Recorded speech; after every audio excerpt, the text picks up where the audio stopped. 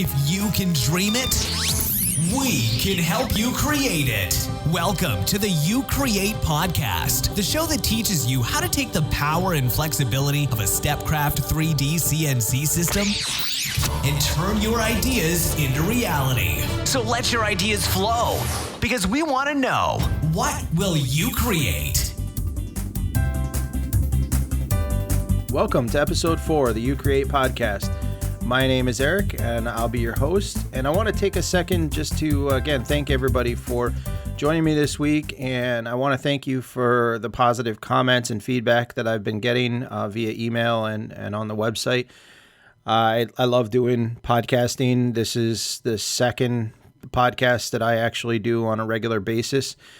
And that kind of brings me into a little bit about what I want to start this week's episode off with. I got a couple questions where people were asking me what my background was. Yeah, I guess when you're doing a podcast where you're giving information, it's always good to give people an idea of, what your background is and why you feel you're worthy of sharing information and kind of teaching people based on a certain subject matter. So a little bit about me. I have been in the radio control hobby, flying airplanes, model airplanes, for about 25 years now. I am 42, so I was doing this since I was a teenager. I spent the last 20 years working in the radio control industry professionally. I was the business development director for rcuniverse.com, and I joined the original founder, Mark Vigod, back, I can't remember how many years ago it was. But at that point, that website was just something he was doing on the side because he was annoyed with the only other website that was out at that time for discussions for model airplanes. So when I joined him, there was about 5,000 members, and I had a really good job working in the printing industry. I was a sales and marketing executive, and I just decided to throw caution to the wind and quit my job and went to dive into RC Universe full time. And I never really looked back. I spent the next 8 years working there. We built that website up to over 500,000 registered members. And it sold 6 years ago to a company called Internet Brands, who still runs it today. So having gotten really involved in RC, both professionally and as a hobby, I left there and ended up going to Maplegate Media Group, where I was the executive editor for Fly RC Magazine, RC Helipilot Magazine, and I started a new magazine while I was there called Multi-Rotor Pilot, which they now renamed to Drones. And my involvement is very much into the hobby of flying helis, airplanes, and now my new passion is drones, or we call them multi-rotors. So about 4 years ago, I really caught on to the whole 3D printing bug, and then somebody had introduced me to CNC, and I went out and I bought a CNC machine, a small one. And so between the two, that became my new hobby. I made it a mistake by taking something I was so passionate about, like flying model airplanes and helicopters, and making that my job. In which case, I worked nonstop. And at Maplegate, I was working for somebody instead of for myself. So that after a while, it just kind of wore on me. I'm meant to be more of an entrepreneur. My background is during the time that I was working with RC Universe, I had started several other side businesses and sold them all. My background is marketing and sales and business development. So I'm going to try over some upcoming episodes to share that some of those things that I've learned along the way with my listeners here, because starting a business is one reason why people look to CNC machines. And 3D printing is becoming more mainstream to where there's a lot more business opportunities out there for that technology as well. So when I got into 3D printing, my first 3D printer was actually a Solid Doodle 2, And it was amazing. I did all kinds of stuff with it. I really dove in. At the time, it was ABS plastic was pretty much the main, which was very, it was a pain to work with, hard to get it to lay flat. And there was that odor that it makes that wasn't super pleasant. I since moved from that machine to I went to a New York print show, and I ended up getting an Ultimaker printer, and I kept that for a year. It was a kit, and I wasn't really, it worked okay. I wasn't super into it. Maybe it was because it took me a while to build it, and I'm kind of more instant gratification. I like to get something I can build quickly and start using it. So the following year, I went back to the show. I ended up selling that Ultimaker. I picked up an Ultimaker 2, and that printer I still have today, even though I don't use it as much because now I use my Stepcraft machine with that 3D printer for pretty much everything. Because in my opinion, it has a lot more flexibility.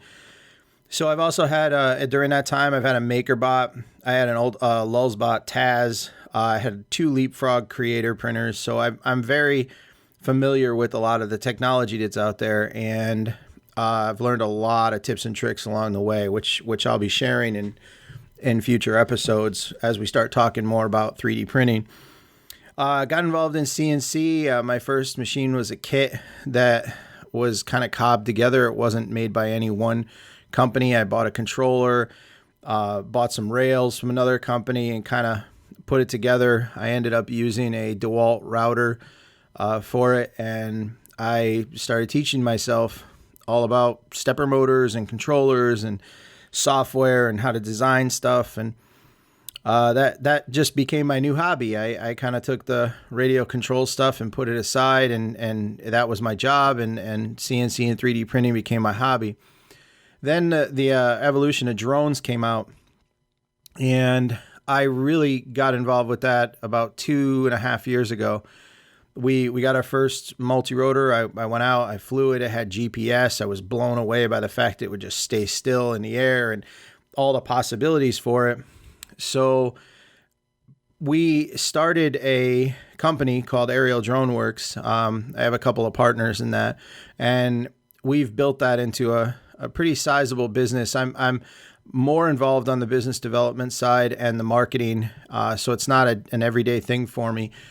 My other partners do all the flying now, but we've done everything from Hollywood movies to TV commercials to bridge inspections and tower inspections, you name it. And part of what I got involved with the drones was you're always looking to fabricate something or make something better, or attach a different camera or a sensor that a company might want you to use. So because of my involvement with CNC and 3D printing, I use that technology all the time to come up with various components and things like that to make the multicopters work. And when I started the magazine, I decided that it would be cool if in the first few issues I would custom design a quadcopter and show how I did it, and then make the plans available for free to all the readers of the magazine. So that's exactly what I did. I had designed a all PLA copter that was a snap together design. It took me a little while to design it, probably 2 or 3 solid nights. There was a lot of intricacies on it, but the final result was a little 250 millimeter quadcopter. It flew awesome. There was no hardware required to hold the frame together. It just snapped together. It was really cool. My second one that I did was a little bit larger. It was a 450 size. It was folding. That design, actually, my 13-year-old son, Daniel, had taken that design and refined it. And last year he was part of a program at school called, it was actually at a local college that he went to. It was called the Young Entrepreneurs Academy. And he designed a business. That's what they do. They teach you to start from scratch and build a business and then pitch it to investors at the end of the season. And he designed a business called Foldable Drones. And he took that original design, completely tore it apart, made a whole bunch of improvements and modifications to it. And that's how he started his business. And he was chosen out of Connecticut as the winner for his business. He did a great job and went on to Rochester to compete in the regionals. And he did really well up there. He didn't win that. Some kid that designed ties of all things won. Go figure. But I was really proud of him. At 13, he really put a lot of effort into this, and that it was nice to see a design that I had made, over a year and a half ago, that he took it and turned it into something even more. My third design was actually a wood copter, and this time I wanted to use CNC, and I wanted to make something that was going to be, different. I didn't want to do it out of carbon or fiberglass, so I did it out of 1/4-inch hobby grade plywood, and I called it the Woodrone, Woodrone. It was creative. It was a little 250 size machine. It flies today. It's awesome. It's pretty durable. I've smacked it up a few times. I'm on the second frame. One time I hit a tree and the plywood, I think it was wood versus wood, and the tree was a little stronger. So, but it was nice because I threw a new piece of plywood in, and in 5 minutes I had another frame. I have the design. I'll try to find the files and maybe make them available here on the show notes page for any of you that want to CNC this little copter. And I should still have all the specs for it that I put in the magazine article, and I'll try to make that available too, so you know what motors and everything I used if you're into flying quadcopters. So I've done a lot with all this stuff. My time working with the magazine, it was the pressure and the drive and everything. I had a long commute every day. It was starting to get to me. So I got to a point where I just really couldn't do it anymore. I needed a change. And that is when I met Marcus Weedle, who is one of the founders of Stepcraft. And I met him, last fall, 2014. And we sat down and he was basically pitching Stepcraft product to me as a magazine editor to cover it for the magazine. And we went to lunch, and by the time a 3-hour lunch was over with, I decided I was going to leave the magazine and I would actually run the U.S. or North American division for Stepcraft. So over the next 5-6 months, it took some time to get that developed. I ended up working with the magazine still as a subcontractor, and kind of did both things at the same time. We did a Kickstarter campaign for Stepcraft back in April, which was very, very successful, raising over $500,000. I since left the magazine completely, and now I am a partner with Stepcraft. I manage all sales for Stepcraft USA, Mexico, and Canada. So I love it. It's great. I love our customers. I love the projects they do. There's just so much that you can do with one of these machines. And like I said in the beginning, the very first episode of this podcast, it is because I am an owner of Stepcraft. I have some bias towards that product. And I mentioned that I am going to talk about Stepcraft products during this, and that's fine. However, I'm trying really hard not to make it all Stepcraft. A lot of the stuff that I want to talk about as these episodes go on apply to various machines, so it really doesn't matter what you're using. However, I am looking for obviously new customers and sharing ideas and things like that. So I will be talking about what I know. Now I also have a couple other CNC machines as well that I've had prior to getting involved with Stepcraft. So I will be talking about things from those as well. I have a Probotics machine. I have a Shapeoko and an X-Carve. So I'm very familiar with all the technology, and they're great machines too.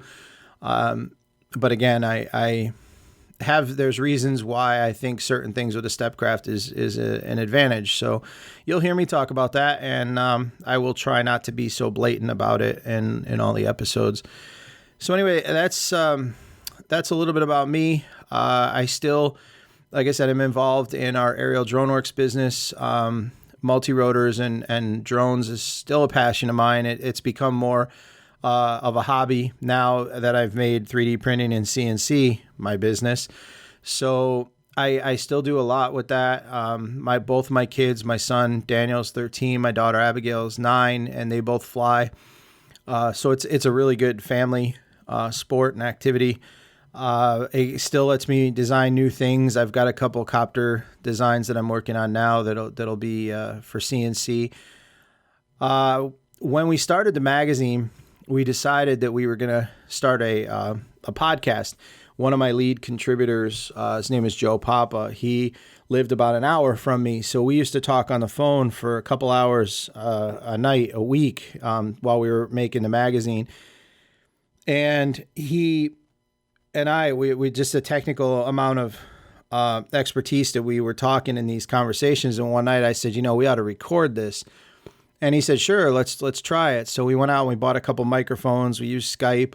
And we started to record us talking about a lot of this technical stuff, and we turned it into a podcast. And last April, 2014, the Multi-Rotor podcast came to be, and that's multirotorpodcast.com.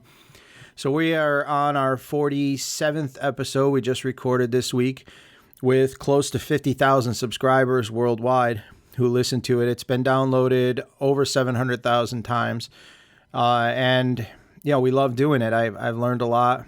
I love podcasting. I think it's a great way to reach people, and it's a great way to share what you know. So I've kind of combined a little bit of everything. You'll hear me talk about examples and projects that pertain to model airplanes and things like that over time, because it's what I know. I'm learning a lot of other things. My fiance has a side business that she's been working on where she has all these ideas for making signs and things like that. So I've been working a lot on those types of projects. We've been doing a lot of craft type projects with our Stepcraft machines lately. We've been trying to break into the scrapbooking market, and the schools and craft and hobby is good. I spend a lot of time working with maker movements, so a lot of different maker groups, and that's basically it. I mean, I'm pretty well versed in all this stuff. I don't consider myself like a major expert. I'm still learning, and I think anybody who's been in CNC for a while can probably attest to the fact that technology and software is changing. So you're always learning. There's always new things to learn, and new things to figure out, and how to get certain things done. So anyway, I just wanted to take the beginning of this episode and talk a little bit about me, let everybody know, my background and where I'm at. I'm always available to talk to anybody. You want to talk about, multi-rotors and drones and model airplanes, that's great. You want to talk to me about 3D printing and CNC, you got any questions, that's great too. Looking to start a business or have a business, and you're looking for marketing ideas or different things to grow your business, that's my professional expertise. So by all means, reach out to me, contact at youcreatepodcast.com, or you can reach me at eric.royer@stepcraft.us. And my first name, it's ERICK. .ROYER at stepcraft.us. So you can reach me there too. I'd be happy to talk to you, anybody. If you have specific questions, email is always great, because what I'd like to do is take those questions as future episodes go on and answer them live on the show, because I found running the other podcast that usually when you ask a question, you're not the only one with that same question. So anyway, that's me, and let's get into talking about some CNC stuff. Okay, so I want to take a couple minutes and talk about, I mentioned it a few seconds ago, about how Stepcraft had a Kickstarter campaign. And I was going on the internet last night, I was doing a search for Stepcraft, and I came across a forum, and forums are great. I mean, that's how I made my living with rcuniverse.com. The one downside with forums are everybody loves kind of a soapbox, and people will hide behind an alias and just say things, whether it's true or not. And one comment that I saw, and I thought it was important to talk about this on the podcast, was somebody had said they were looking at what kind of CNC to buy, and somebody had mentioned the Stepcraft CNC, and this person came back and said, well, that was a Kickstarter campaign. I would never buy anything from Kickstarter because those the machines are not real, and people take your money, and it takes forever, and etc. And I was gonna comment online, but I've learned over the years that there's no reason to do that. All you're doing is starting a battle on something that you're probably never going to win anyway. But anyway, I just want to talk briefly about why we did Kickstarter. Stepcraft had been, by the time I got involved, they had sold well over 1,000 machines. Company had started in 2012, started selling machines 2013. And throughout the world, they had better than 1,000 machines installed. And they are, a very forward-thinking company, and listened to feedback and knew that they could even improve on what was already a great machine. So they were ready to introduce the Stepcraft 2 machine, which was a lot higher Z height, more robust frame, which is probably the most solid CNC frame in this market, in this size on the market. And they also increased the speed quite a bit. So there was some other, technical improvements and things as well. But those are the main things. And so when we started back in February, we launched Stepcraft here in Connecticut. And we were looking for a way to reach a lot of people quickly and come to market with not just the brand, but a new product line, which would be the Stepcraft 2. So using my background with having used Kickstarter and marketing and everything, Kickstarter just made sense. So we put together a campaign that ran for 30 days. We launched the Stepcraft 2 series there. Now in Germany, the Stepcraft 2 line was already done. They were ready to sell it, and they were just waiting until Kickstarter was over. During that process, once Kickstarter was over, they had filled some orders they had overseas, and we began the process of getting the machines ready for market and distribution in the U.S., getting safety approvals, finishing the manuals in English, support videos, things like that. So when we did Kickstarter, the product was real. It wasn't an idea that we were looking for people to fund in advance. We had a couple challenges getting the shipments out. We had said we would be shipping by June. Reality was it took about a month longer. We had some packaging upgrades to make. The manuals took a hair longer than we thought. So, and we wanted to make sure everybody's experience was awesome. So unfortunately, there was a lot of people that got impatient, and, we worked through it. And I like to think now that everybody is happy. We started a forum, group on Facebook called Stepcraft Crafters Club.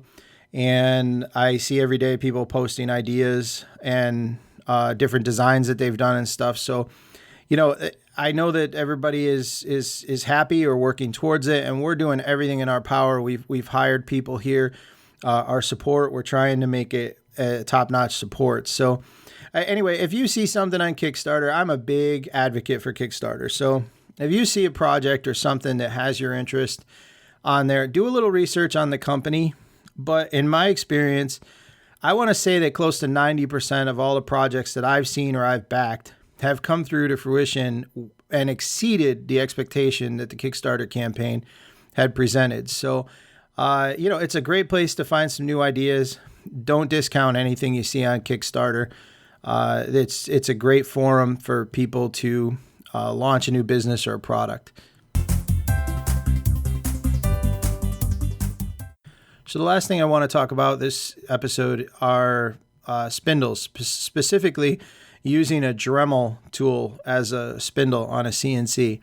Now, we have an adapter that lets you use a Dremel tool, and I've seen some other CNC machines that let you use a Dremel as well. And that is such a flexible tool. There's so many uses for a handheld Dremel. We specifically resell the Dremel 4000. I think it's a great, price point, and it's got a lot of power, and it works really well. So what I like to do is we have our own spindle as well, and we just released a new spindle adapter so you could use the DeWalt DW611 with a Stepcraft machine now, which is kind of a standard amongst CNC mills in this space. So we're happy to have that available now. But the reason that I tend to always tell people to consider the Dremels to start. While I have no problem selling you additional stuff, my reason for the Dremel is most hobbyists have one. Our adapter is like $20 so that you can connect your Dremel to the machine. So it's not a huge expense. And I like the fact that if you're going to cut foam, plastics, wood, things like that, the Dremel's an inexpensive way to get started, to learn the software, especially if you're a beginner. Figure out what you can do with this machine. Are you going to be able to run at full speed, taking massive passes each time with a Dremel? No, of course not. You'll burn it out. But if you take it easy on it, and you take light passes and you keep the speed, basically you're listening to it. You can tell when a Dremel starts to strain. You definitely don't want to strain it on a constant basis, because you'll end up burning out the motor or the bearings on it. It's just not meant to do that. A limitation to the Dremel, though, is the fact that, the collet on it is really set for up to about 1/8 of an inch. So, if you have dreams of using 3/16 or 1/4 inch end mills for your projects, then Dremel's not the tool of choice for that. However, for about the same price, the DeWalt DW611 is, and you can run all the way up to 1/4 inch, and you've got a 1 1/4 horsepower there. So that's definitely another alternative. But to get started with a CNC machine, if you have a Dremel, that's a great way to get going. Now, a lot of people say, well, can I cut aluminum with it? You can for a little while. If you're taking really, really light passes and you're not moving too fast, the Dremel will do that. But it's not meant to run under high loads for long periods of time. That's not what it was designed for. So if you're looking to do a carving job on a sign that has an estimated runtime of 6 hours, the Dremel's not going to be the tool of choice. But if you're going to cut wing ribs for an airplane, or you're cutting foam or small projects on plastic, and you're new to CNC and you just want to start learning and you want to have something without making a massive investment, that's a good way to go. The Dremel's it's a great tool. Then you can always pop it off the machine and use it as a hand tool like it was originally intended. So a very flexible tool. Don't discount it as a means of a spindle for your CNC.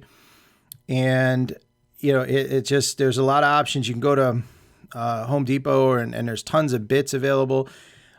Usually though, for us, we tend to stick to end mills or milling bits when we use it, but I've had some applications where we've put a grinder bit on it and we've used that to do some polishing of aluminum and cleaning off of burrs, and we've done things like that with a CNC. So there's a lot of flexibility. It's a great little tool, and pretty easy to find just about anywhere. So don't discount that Dremel. Okay, I think that about wraps it up for this episode. I know I said earlier that I said this week's episode or whatever. I don't know if I'm going to commit to having this be a weekly show. It will be at least a weekly show, but I hope everybody's okay if I decide that I want to do an extra one during the week, or maybe even 2 extra ones during a week, depending on what we do. I mean, I'm talking to different people every day. New projects are coming in and out of our shop here all the time. So there's never a lack of something to talk about. And while something's fresh on my mind, I may decide I want to pop out a podcast for everybody to listen to, and hopefully share that information and you find it interesting. So at least we'll do this once a week, but I from time to time, I think it'll be more frequent than that. And I am trying to keep the episodes to about 30 minutes. I think that's a comfortable length of time. We may have some episodes in the future where we bring on a guest, or we do an interview with a different manufacturer or company or something. And if that's the case, those may go longer. But so to check out the show notes, it's always going to be youcreatepodcast.com/ and the show number. So in this case, it'll be 004. And once again, if you like what I'm doing here and you see the direction that we're looking to go, please go to iTunes, give us a 5-star rating if you feel that we deserve that. Positive comments are always appreciated. It helps get this podcast out. in front of more people quicker. Also, you can make a comment on the show notes page on the website if you have any specific questions. Please reach out to me. I don't care what the question is. We'll find an answer for you, and maybe we'll feature that question in one of the upcoming episodes. Until then, have a great week, and thank you again for listening.